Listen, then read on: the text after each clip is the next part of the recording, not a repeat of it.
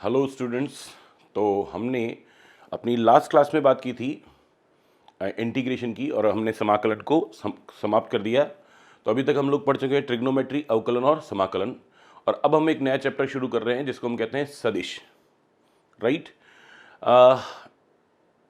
त्रिकोणमिति, अवकलन और समाकलन, ये तीन टॉपिक तो आपको आपकी 11वीं की बुक में नहीं मिलेंगे, पर ये सदिश आपको 11वीं की बुक में पूरा देखने को मिलेगा, पढ़ने को मिलेगा। राइट।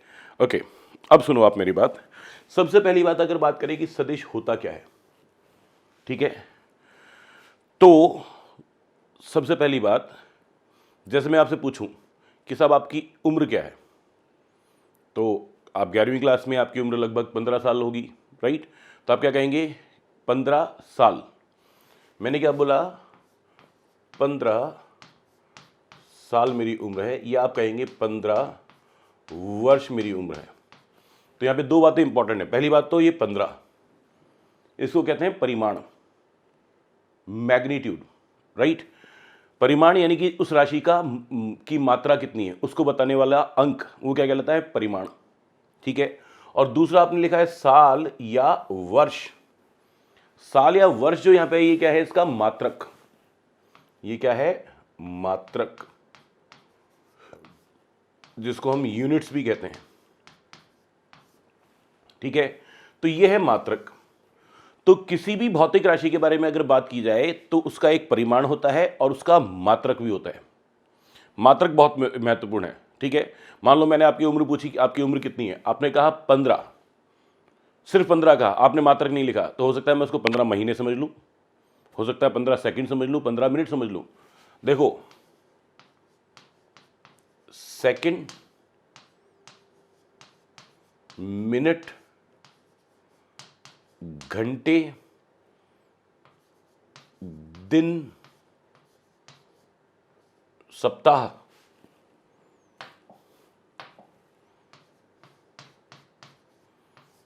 महीने और वर्ष, ये सब क्या समय के ही तो मात्रक हैं। आप कितने वर्ष के हैं? आप 15 वर्ष के हैं। 15 वर्ष का समय आपने व्यतीत किया है।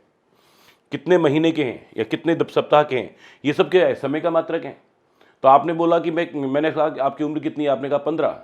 अब इसमें से मात्रक कौन सा मानूं? आपने मात्रक मुझे बताया नहीं, तो गलतफहमी हो सकती है, मैं गलत समझ सकता हूं। बात समझ में आई? ओके।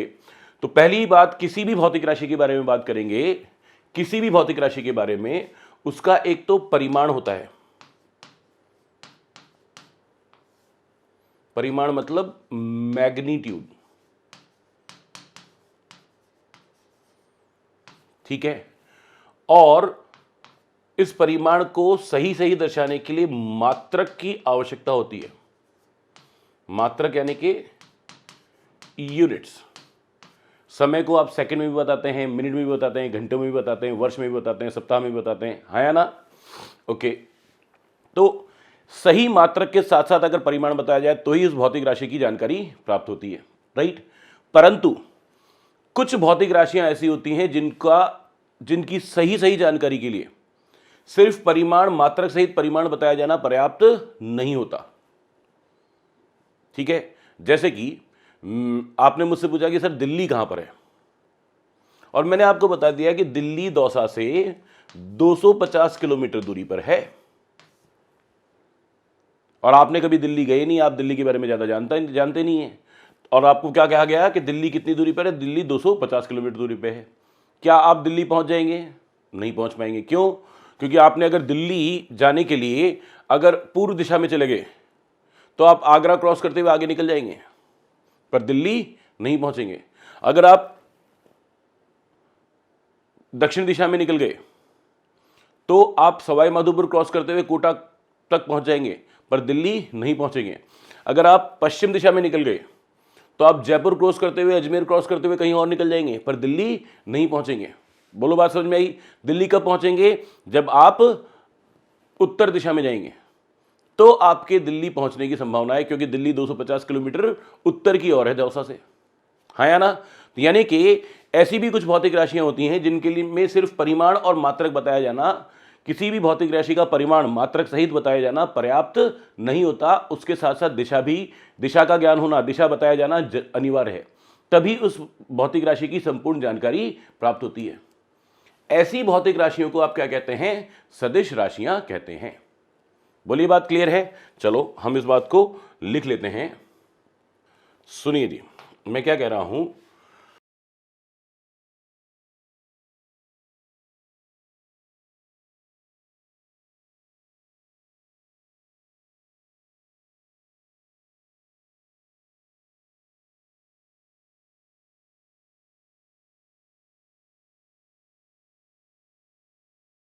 मैंने क्या लिखा? वे भौतिक राशियां जिनकी संपूर्ण जानकारी के लिए परिमाण के साथ मैंने ब्रैकेट में क्या लिखा है? उचित मात्रक सहित, यानी कि वे भौतिक राशियां जिनकी संपूर्ण जानकारी के लिए उचित मात्रक सहित परिमाण के साथ साथ दिशा का ज्ञान होना भी अनिवार्य हो, वे भौतिक राशियां सदिश राशियां कहलाती हैं। बोलिए, बात क्लियर है? ओके। दूसरी बात क्या? अदिश राशियां। जैसे कि मैंने आपके पूछा आपकी उम्र कितनी है, आपने कहा 15 वर्ष। आपने मात्रक सहित मुझे अपने उम्र का परिमाण बता दिया। अब मैं आपसे ये नहीं पूछ सकता कि 15 वर्ष किस दिशा में, कि सर मैं तो 15 वर्ष पूर्व दिशा में बड़ा हुआ, ना ना ना ना, कि सर मैं तो 15 वर्ष उत्तर दिशा में बड़ा हुआ, ना ना ना, दिशा होती ही नहीं है, इसमें दिशा का कोई महत्व ही नहीं है। आप 15 वर्ष के हैं, दिशा का कोई लेना देना नहीं है, यानी कि आप किस बारे में बात करें? आपकी उम्र यानी कि समय कैसी राशि हो गई? अदिश राशि। बोलिए, बात क्लियर है? ओके। मैंने पूछा कि आपका वजन कितना है, तो आप कहेंगे सर मेरा वजन है 40 किलोग्राम। तो 40, मैं ये नहीं पूछ सकता 40 किलो किस दिशा में। 40 किलो द्रव्यमान है, 40 किलो द्रव्यमान है, आपका वजन 40 किलोग्राम है, राइट। तो ऐसी भौतिक राशियां जिनकी संपूर्ण जानकारी के लिए सिर्फ परिमाण उचित मात्रक सहित सिर्फ परिमाण बताए जाने की आवश्यकता हो, जिसमें दिशा के ज्ञान होने की आवश्यकता ना हो, या जिसमें दिशा का कोई महत्व ही ना हो, उन्हें अदिश राशियां कहते हैं। बोलिए, बात समझ में आई? मैं यहां लिख देता हूं।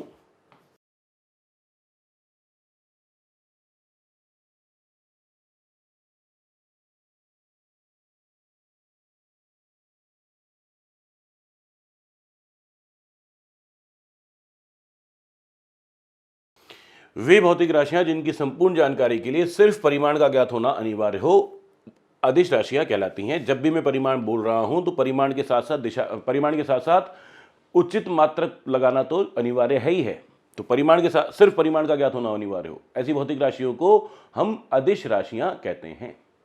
बात क्लियर है? अच्छा, सदिश राशियों की कुछ एग्जाम्पल की बात करें तो सबसे पहले हम बात करें विस्थापन।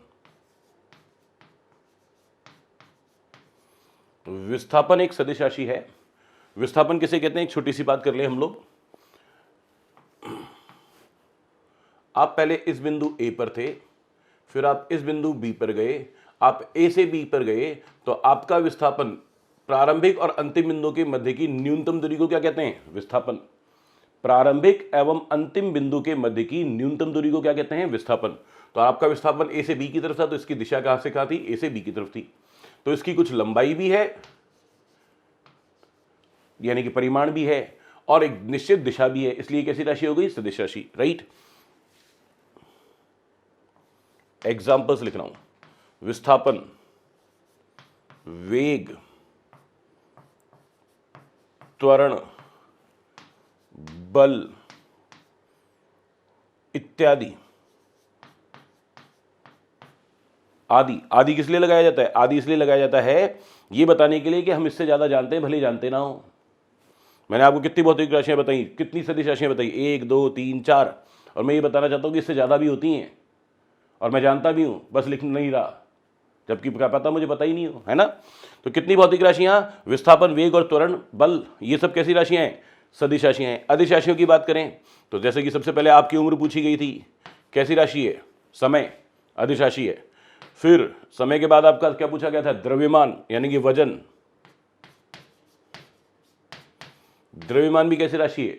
अदिश राशि है। इसके बाद अगर हम बात करें तो चाल एक अदिश राशि है। कार्य, कार्य भी एक अदिश राशि है, ऊर्जा भी अदिश राशि है। बोलिए बात समझ में आई? तो ये सारी कैसी राशियां हैं? अदिश राशियां हैं, राइट। और एक तीसरे प्रकार की राशियां और होती हैं जिन्हें हम बोलते हैं प्रदिश राशियां।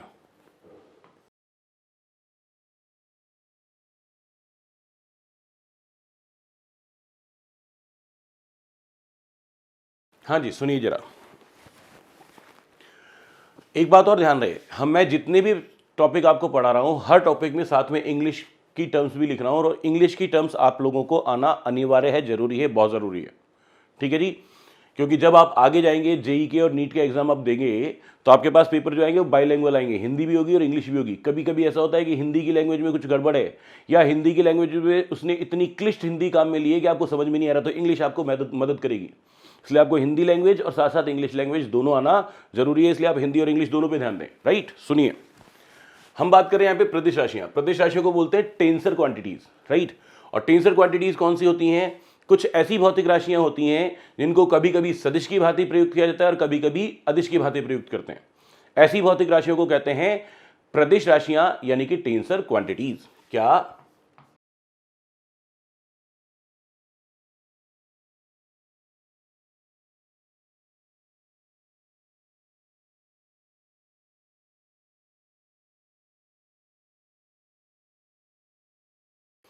वे भौतिक राशियां जिन्हें कभी सदिश की भांति और कभी अदिश राशियों की भांति प्रयुक्त किया जाता है,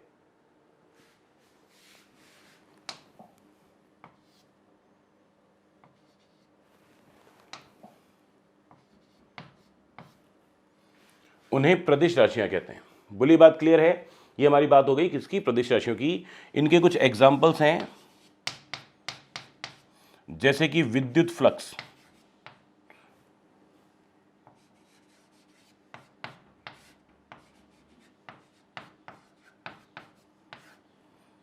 जैसे कि चुंबकीय फ्लक्स,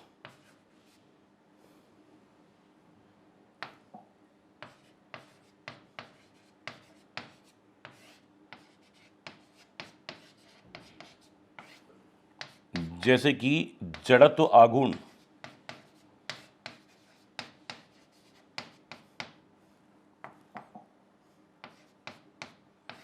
ठीक है जी। ये राशियां कुछ हैं जिनके बारे में अभी ज़्यादा जानकारी नहीं है। जब आप 12th क्लास में आएंगे तो ये सारी चीज़ें आप पढ़ेंगे। ये जड़त्व आघूर्ण आप 11th क्लास में पढ़ेंगे, पर आगे जाके पढ़ेंगे, तब आपको समझाया जाएगा कि ये कौन है, राइट। पर इनको कभी कभी सदिश की भांति और कभी कभी अदिश की भांति प्रयुक्त किया जाता है, इसलिए कौन सी राशियां हैं? ये प्रदिश राशियां हैं। बोलिए बात क्लियर है, राइट। ओके, आगे चलें। सदिश क्या होते हैं ये तो हमने समझ लिया। अब हम बात करेंगे यहां पर कुछ और भौतिक राशियों की। देखो जी, भौतिक राशियां तो 3 प्रकार की होती हैं, मैं आपको बता चुका हूं, इनका अंतर बता चुका हूं, इनके उदाहरण बता चुका हूं। परंतु हम बात करने वाले हैं अब सिर्फ सदिश की, सदिशों के प्रकार, जिसमें पहला, बहुत प्रकार के सदिश होते हैं, हमें पहले सदिशों से पहचान करनी पड़ेगी, जानकारी करनी पड़ेगी, उसके बाद हम इसमें आगे बढ़ेंगे, राइट। तो पहला प्रकार है समांतर सदिश,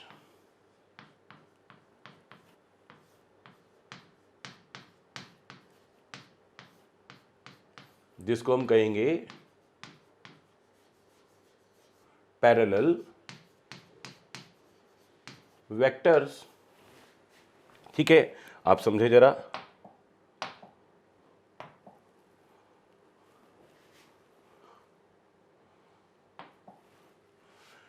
ये एक सदिश है और ये दूसरा सदिश है। आप देख रहे हैं दोनों की दिशा एक ही तरफ है। ये कोई, अच्छा, सदिशों के प्रकार के साथ साथ एक बात और समझना जरूरी है।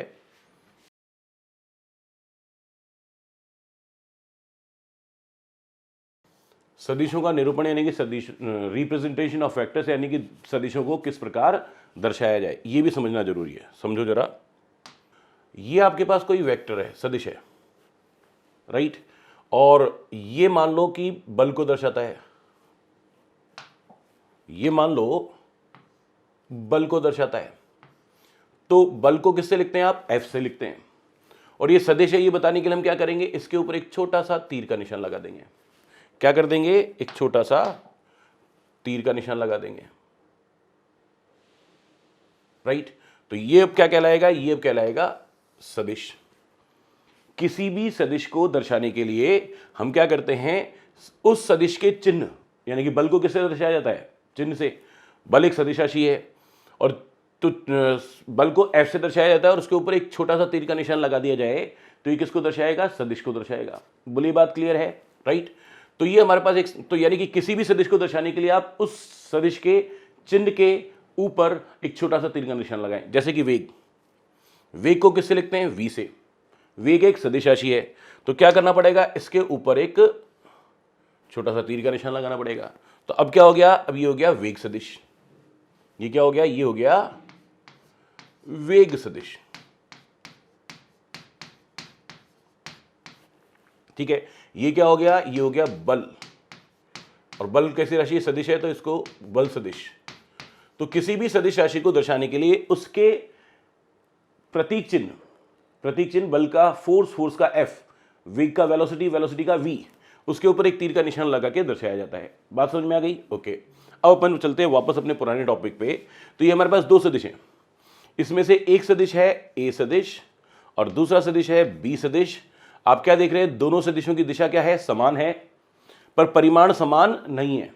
तो दो ऐसे सदिश जिनकी दिशा समान हो, भले ही उनके परिमाण समान हो या ना हो, ऐसे दो सदिशों को क्या कहेंगे, समांतर सदिश। क्या,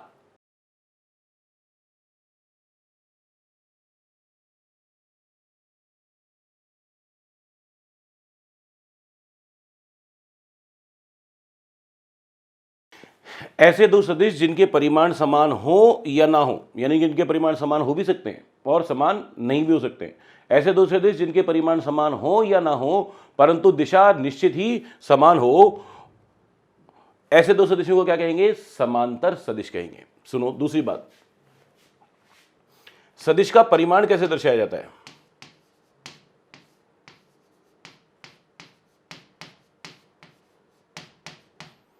सदिश का, किसी भी सदिश का परिमाण कैसे दर्शाया जाएगा, जैसे आपके पास था F सदिश। F सदिश का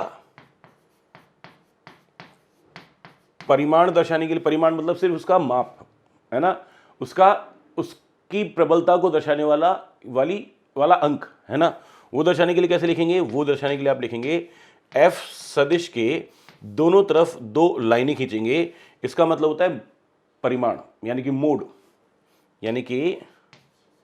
मोड ऑफ F सदिश। इसका मतलब है F सदिश का परिमाण। बोलो बात समझ में आ गई। अच्छा, तो मैं यहां पे क्या कहना चाह रहा हूं, A सदिश का परिमाण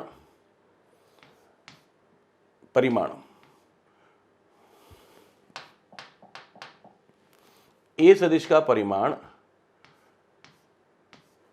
B सदिश के परिमाण के बराबर ना हो, या A सदिश का परिमाण B सदिश के परिमाण के बराबर हो। दोनों स्थितियां संभव है, परंतु A सदिश और B सदिश परस्पर कैसे होने चाहिए, समांतर दर्शाने के लिए ऐसे दो लाइनें खींचता हूं मैं, ठीक है, जिनकी दिशा समान होनी चाहिए, राइट। ऐसे दो सदिश क्या कहलाएंगे, समांतर सदिश कहलाएंगे। बोलिए ये बात क्लियर है क्या, यस, ओके। आगे चलते हैं।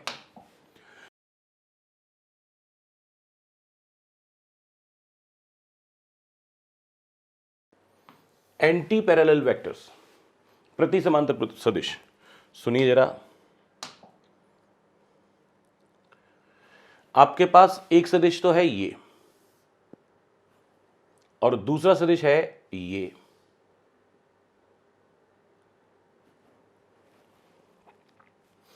एक सदिश को आप कह रहे हैं A, दूसरे सदिश को आप कह रहे हैं B। A सदिश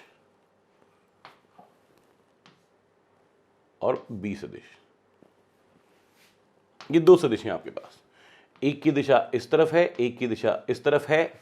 मैं फिर से ये कहूंगा, A सदिश का परिमाण B सदिश के परिमाण के बराबर भी हो सकता है, या A सदिश का परिमाण B सदिश के परिमाण के बराबर नहीं भी हो सकता है, परंतु उनकी दिशाएं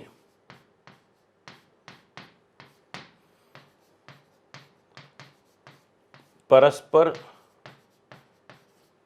विपरीत हों।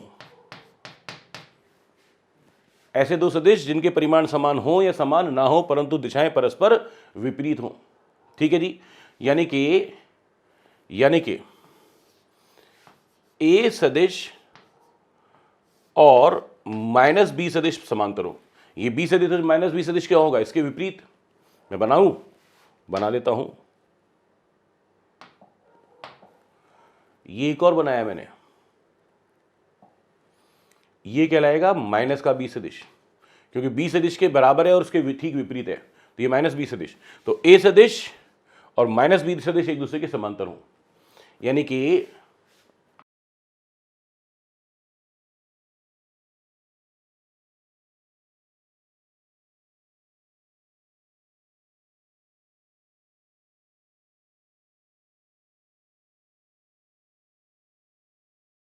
ऐसे दो सदिश जिनके परिमाण समान हो या ना हो परंतु दिशाएं परस्पर विपरीत हों, ऐसे दो सदिश क्या कहलाते हैं? प्रति समांतर सदिश कहलाते हैं। बोली बात क्लियर है? यस। ओके, आगे चलते हैं।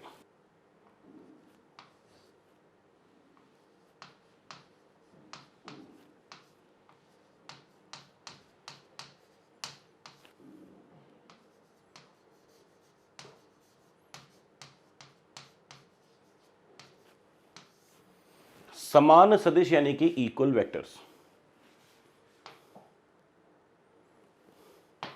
हाँ जी, सुनो जी, ये एक सदिश और ये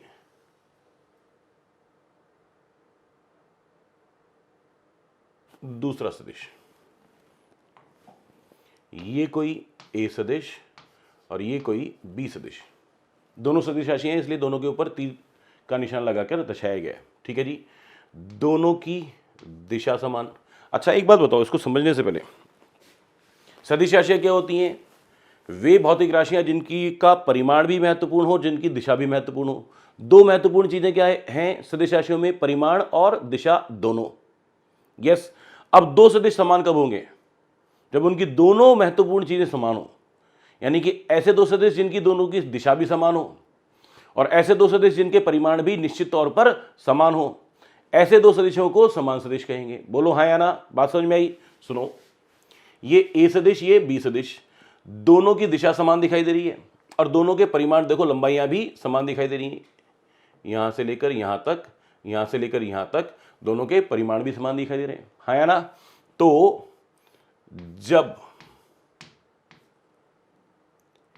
ए सदिश का परिमाण बी सदिश के परिमाण के बराबर हो तथा ए सदिश बी सदिश के समांतर हो, यानी कि परिमाण भी समान हो और दिशा भी समान हो, तब आप क्या कहेंगे? ए सदिश बराबर बी सदिश। यहां से परिमाण समान कहे गए थे, अब तो मैं कह रहा हूं कि दोनों सदिश हैं ही बराबर।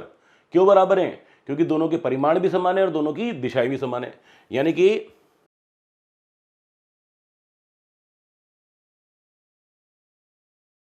ऐसे दो सदिश जिनके परिमाण व दिशा दोनों समान हो, समान सदिश कहलाते हैं।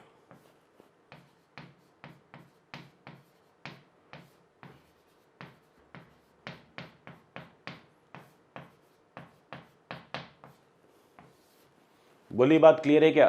यस। ओके। चौथे प्रकार का सदिश,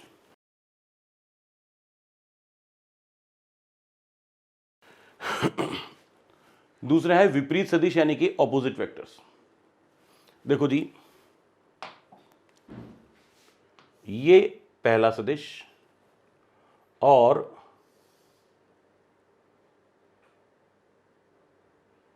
ये दूसरा सदिश, ये ए सदिश और ये बी सदिश। आप क्या देख रहे हैं? दोनों की दिशा एक दूसरे के विपरीत है और ए सदिश का परिमाण यानी कि इसकी लंबाई बी सदिश के परिमाण यानी कि बी सदिश की लंबाई के बराबर है। बोलो हाँ या ना? यस। तो ए सदिश का परिमाण बी सदिश के परिमाण के बराबर है तथा ए सदिश माइनस में बी सदिश के समांतर है। बी सदिश दे रहे तो माइनस बी सदिश कहां होगा? इसके विपरीत। यस। तो ए सदिश माइनस बी सदिश के समांतर है। तब आप क्या कहेंगे? तब आप कहेंगे कि ए सदिश माइनस बी सदिश के समान है, यानी कि दोनों को क्या कहेंगे? विपरीत सदिश कहेंगे। यानी कि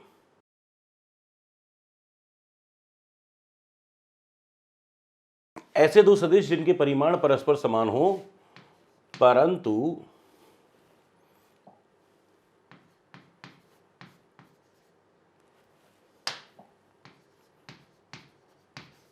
उनकी दिशाएं परस्पर विपरीत हों। ऐसे दो सदिश जिनके परिमाण परस्पर समान हो परंतु दिशाएं परस्पर विपरीत हों, एकदम विपरीत हों, उन्हें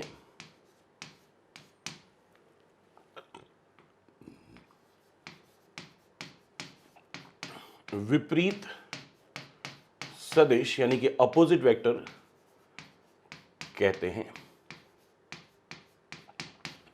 बोलिए, बात क्लियर है? नंबर 5,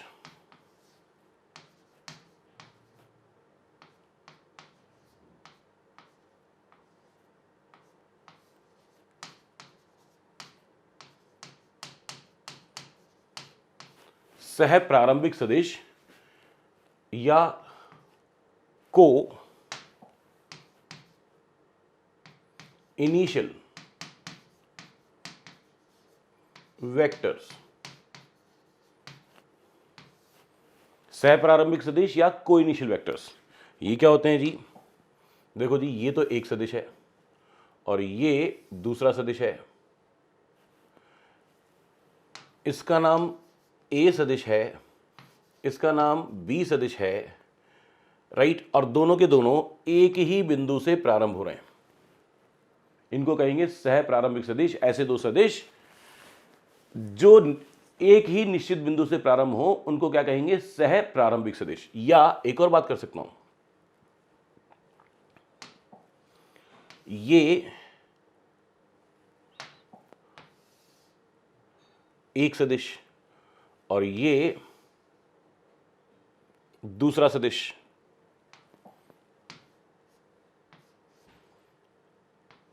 ये दोनों सदिश भी एक ही बिंदु पर मिल रहे हैं। यस और नो? तो इसको बोल देता हूं सी सदिश और इसको बोल देता हूं डी सदिश। दोनों एक ही बिंदु पर मिल रहे हैं, दोनों एक ही बिंदु से प्रारंभ तो नहीं हो रहे पर मिल एक ही बिंदु पर रहे हैं। यानी कि दो सदिश अगर एक ही बिंदु से गुजर रहे हों, भले ही वहां से प्रारंभ होते हो या उस बिंदु पर मिलते हो, तो ऐसे दो सदिशों को क्या कहेंगे? सह प्रारंभिक सदिश। यानी कि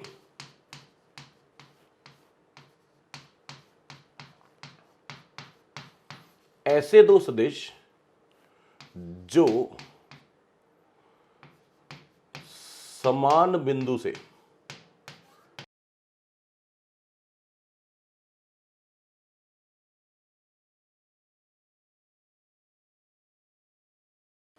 ऐसे दो सदिश जो समान बिंदु से प्रारंभ हो या समान बिंदु पर समाप्त हो, ऐसे दो सदिशों को सह प्रारंभिक सदिश कहते हैं। बोलिए, ये बात क्लियर है? ओके।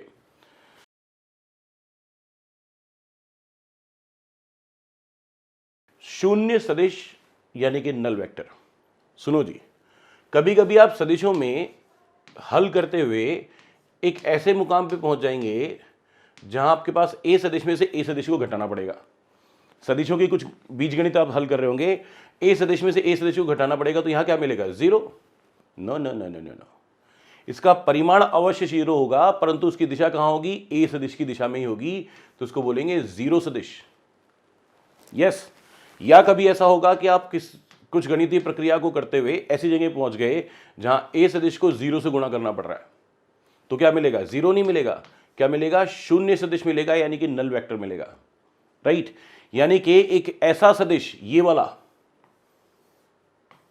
एक ऐसा सदिश जिसका परिमाण तो शून्य है परंतु उसकी एक निश्चित दिशा है, किसी दिए गए सदिश की दिशा के अनुदिश है, उसे हम क्या कहेंगे? शून्य सदिश या नल वेक्टर। क्या कहा मैंने? ये जो 0 मिला है, इस 0 की दिशा ए सदिश के अनुदिश है। ये जो शून्य सदिश मिला है, इसकी दिशा भी ए सदिश के अनुदिश है। यानी कि एक ऐसा सदिश जिसका परिमाण तो शून्य है परंतु उसकी दिशा एक निश्चित दिशा के अनुदिश है, तो ऐसे सदिशों को क्या कहेंगे? शून्य सदिश या नल वेक्टर कहेंगे। बोलिए, बात समझ में आ गई? तो मैं क्या कह रहा हूं?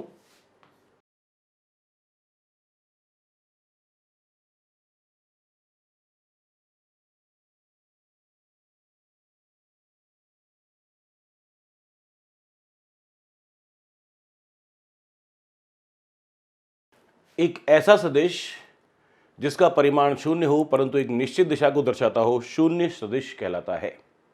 बात क्लियर है? ओके। अब जो हम बात करेंगे, ये इस चैप्टर की सबसे इंपॉर्टेंट बात है, ये सबसे इंपॉर्टेंट वेक्टर है जिसके आधार पे ही पूरा चैप्टर चलेगा, ठीक है। हम बात करेंगे यहां पर नंबर 7वां सदिश,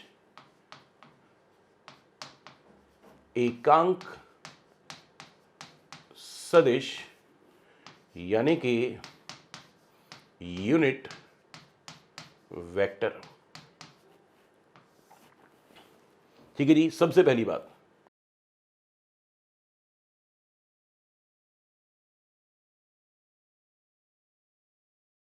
इनका उपयोग सदिशों की दिशा दर्शाने के लिए किया जाता है।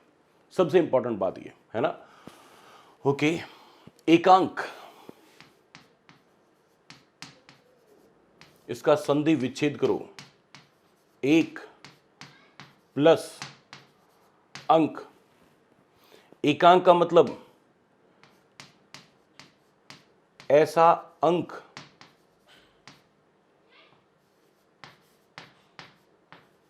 जिसका मान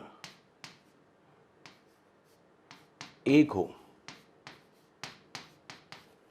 सबसे पहली बात तो ये, फिजिक्स की एक सबसे अच्छी बात ये है, हिंदी मीडियम वालों के लिए तो खासतौर पे अच्छी बात ये है कि जो परिभाषा में जिसकी परिभाषा पूछी जा रही है, अगर आप उसका संधि विच्छेद कर दें तो सही परिभाषा मिल सकती है।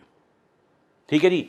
एक ऐसा अंक जिसका मान 1 हो, एक अंक, एकांक, राइट।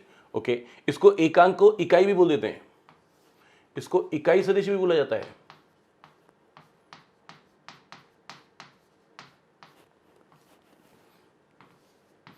इकाई किसे कहते हैं? जिसका मान 1 हो,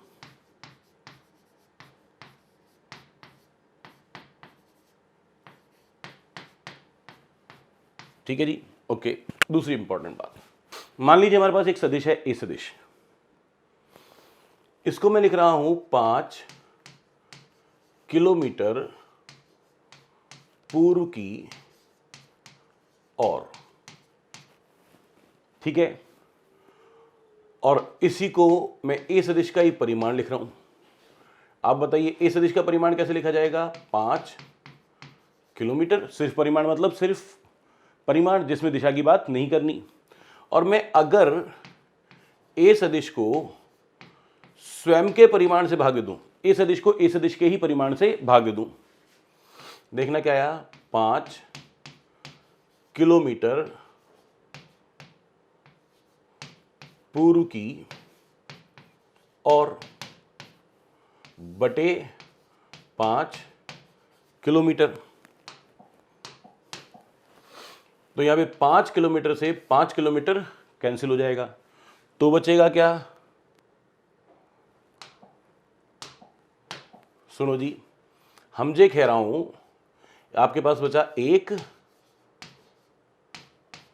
पूर्व की और, बोलिए बात सही है क्या? तो ये जो आया इसको हम दर्शाते हैं ए कैप से। किससे दर्शाते हैं? ए कैप से, ठीक है। और ये है इकाई सदिश, यानी कि एकांक सदिश, एक ऐसा सदिश जिसका परिमाण क्या है? 1 है और जिसकी एक निश्चित दिशा भी है। और ये जो दिशा है वो किस तरफ है? इस ए सदिश की दिशा में ही है। है ना। तो एक ऐसा सदिश जिसका परिमाण एक हो, इकाई हो, और जिसकी दिशा किसी निश्चित सदिश की दिशा के अनुदिश हो, उसे उस सदिश का एकांक सदिश कहते हैं। ये ए कैप जो है ये एकांक सदिश है। ए कैप जो है, सॉरी मैं वापस से लिखता हूं, ए कैप जो है वो ए सदिश का एकांक सदिश है।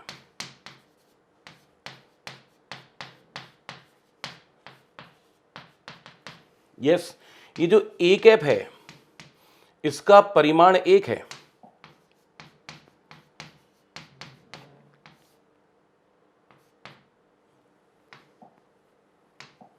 जिसका परिमाण एक है, ठीक है। और इस ए कैप की दिशा ए सदिश के अनुदिश है।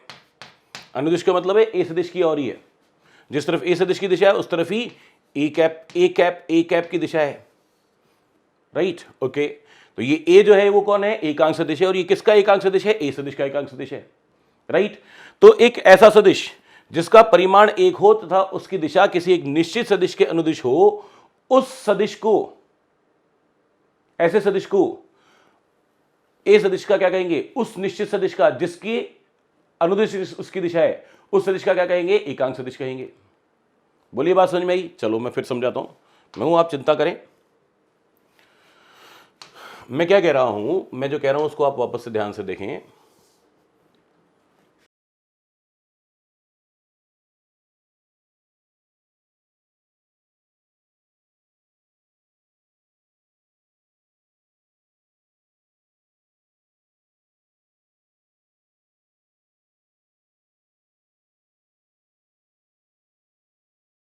ऐसा सदिश जिसका परिमाण एक यानी कि इकाई हो एवं जिसकी दिशा किसी निश्चित सदिश के अनुदिश हो, वह उस निश्चित सदिश का एकांक सदिश कहलाता है, ठीक है। तो यहां पे ये जो ए कैप आपको प्राप्त हुआ है, ये आपको बता दिया, ए कैप जो प्राप्त हुआ है एक ए सदिश का एकांक सदिश है, और इसकी का परिमाण तो एक है और इसकी दिशा एक सदिश के अनुदिश है। इसलिए ये ए कैप जो है, ए कैप, मैं जो बोल रहा हूं बार बार आपको बता दूं कि मैं क्या बोल रहा हूं। मैंने बोला ये जो है ये है ए के ऊपर लगाई टोपी, टोपी यानी कि कैप, तो इसको मैं बोल रहा हूं ए कैप, ठीक है जी। तो ये जो ए कैप है वो ए सदिश का एकांक सदिश है। और दूसरी इंपॉर्टेंट बात और पता चली मेरे को, क्या, जब ए सदिश को स्वयं के परिमाण से भाग दिया तो हमें एकांक सदिश प्राप्त हुआ। यस, तो मैं क्या कह रहा हूं, यदि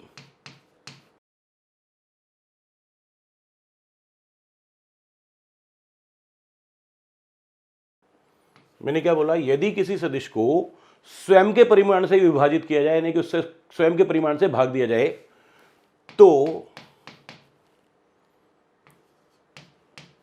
उस सदिश के अनुदिश एकांक सदिश प्राप्त होता है।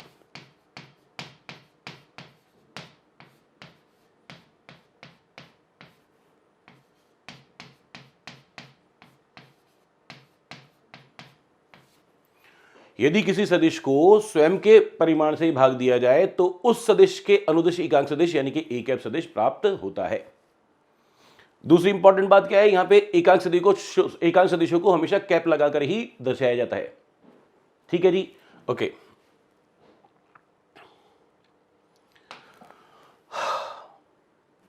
यहां पे मैंने आपको क्या बताया था, सबसे पहली बात आपको जो बताई थी वो क्या बताई थी, वो ये बताई थी कि इन एकांक सदिशों का उपयोग सदिशों की दिशा दर्शाने के लिए किया जाता है।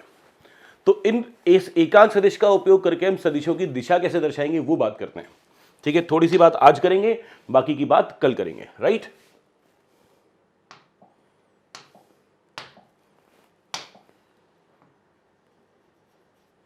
ये तो है मूल बिंदु, ये कौन है, मूल बिंदु यानी कि ओरिजिन।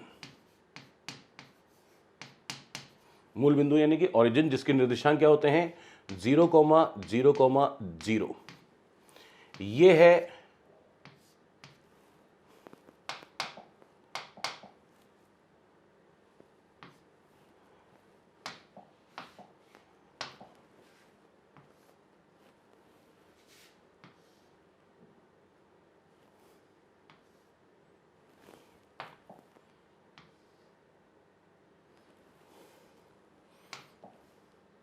ये एक्स अक्ष, ये वाई अक्ष और ये जेड अक्ष।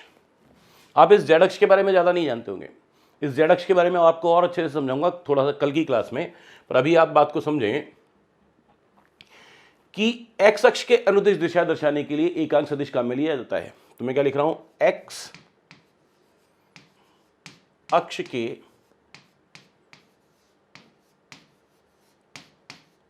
अनुदिश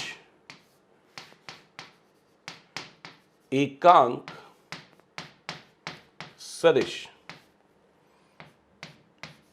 आई कैप। एक्स अक्ष की दिशा को दर्शाने के लिए हम क्या काम में लेते हैं, आई कैप। ठीक है, इसी तरह से वाई अक्ष के अनुदिश एकांक सदिश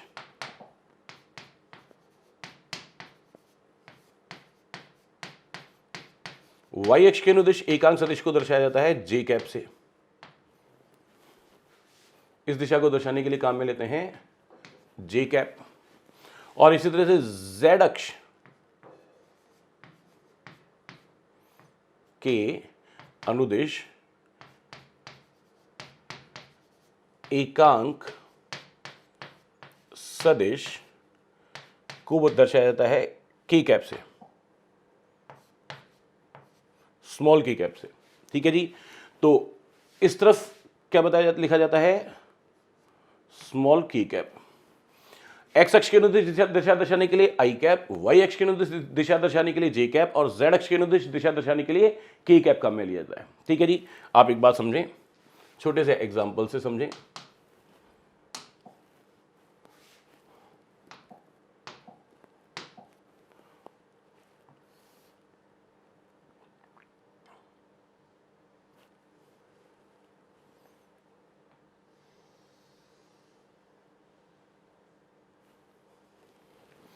आप समझ ही रहे हैं कि ये कौन है, एक्स अक्ष, ये कौन है, वाई अक्ष। ठीक है जी, और आप यहां पर हैं इस बिंदु पे जिसके निर्देशांक हैं 4,3। ठीक है जी, इसके निर्देशांक है 4,3 और आपको यहां से यहां पर जाना है।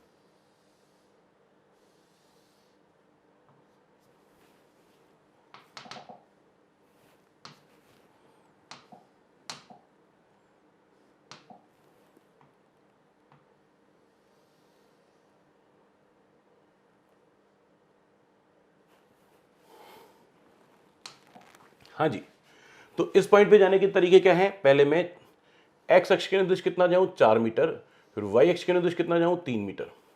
देखो जी, इसका एक्स निर्देशांक कितना है 4, वाई निर्देशांक कितना है 3। इस बिंदु पे मैं कैसे पहुंच सकता हूं, पहले एक्स अक्ष के निर्देश 4 मीटर जाऊं, फिर वाई अक्ष के निर्देश 3 मीटर जाऊं, पहले एक्स अक्ष के निर्देश 4 मीटर जाऊं, फिर वाई अक्ष के निर्देश 3 मीटर जाऊं। यस, तो पहले 4 मीटर कितना गया, कहां गया, एक्स अक्ष के निर्देश। तो मैं इसको क्या लिख सकता हूं, 4 आई कैप।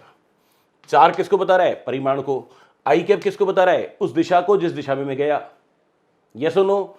फिर मैं वाई अक्ष के निर्देश कितना गया 3 मीटर, तो मैं इसको क्या लिख सकता हूं 3 जे कैप, क्योंकि वाई अक्ष के निर्देश दिशा को दर्शाने के लिए क्या काम में लेते हैं, जे कैप काम में लेते हैं। यस, तो अगर इस सदिश को आर सदिश कहा जाए तो मैं इस आर सदिश को कैसे लिखूंगा, 4 आई कैप प्लस 3 जे कैप। यानी कि इस बिंदु पे जाने के लिए पहले मैं 4 मीटर एक्स अक्ष के अनुदिश गया, फिर 3 मीटर वाई अक्ष के अनुदिश गया। बोलो हाँ या ना। ओके, एक और दूसरा तरीका था इस बिंदु पे पहुंचने का, क्या, पहले मैं 3 मीटर जाऊं वाई अक्ष के अनुदिश, फिर मैं 4 मीटर जाऊं एक्स अक्ष के अनुदिश, पहले 3 मीटर वाई अक्ष के अनुदिश, फिर 4 मीटर एक्स अक्ष के अनुदिश। तो इस आर सदिश को ऐसे भी लिख सकता हूं, आर सदिश बराबर 3 जे कैप प्लस 4 आई कैप। 3 जे कैप प्लस 4 आई कैप। वाई अक्ष के अनुदिश दिशा दर्शाने के लिए एकांक सदिश कौन सा काम में लेते हैं? जे कैप। एक्स अक्ष के अनुदिश दिशा दर्शाने के लिए काम कौन सा सदिश काम में लेते हैं? कौन सा एकांक सदिश काम में लेते हैं? आई कैप। तो ऐसे भी लिख सकते हैं, बात एक ही है। 2 + 4 लिखो या 4 + 2 लिखो, बात तो एक ही है, वही आंसर आ रहा है, हाँ या ना। तो मैंने क्या किया, इस बिंदु का स्थिति को बताने के लिए, इस बिंदु P की स्थिति को दर्शाने के लिए जो सदिश काम में लिया, उस सदिश की दिशा को बताने के लिए क्या काम में लिया मैंने? आई कैप और जे कैप को काम में लिया। यस, इस बात को और डिटेल में समझेंगे, पर आज नहीं कल। बोलिए, बात क्लियर है? Yes, okay.